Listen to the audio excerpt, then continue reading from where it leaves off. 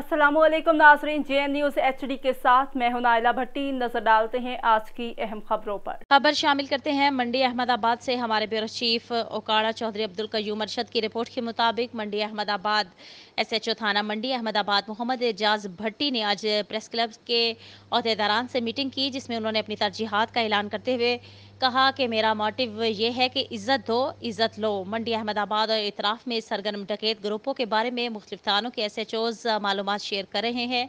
इंशाल्लाह जल्द house robbery और डकैती की वारदातों को ट्रेस कर लेंगे। जायज़ काम किसी से भी नहीं रुकेगा। नाजायज़ के लिए मुझे मजबूर ना किया जाए। हर वक्त फील्ड में रहने वाला पुलिस ऑफिसर हूँ। क्राइम को कंट्रोल करने के लिए सहाफ़ियों, मिंबर अदारों के साथ बहुत ज़रूरी है। मंडी अहमदाबाद के मीडिया ग्रुप्स ने पहले भी मेरे साथ ताउन किया था, अब भी उम्मीद है कि वो मेरा साथ देंगे।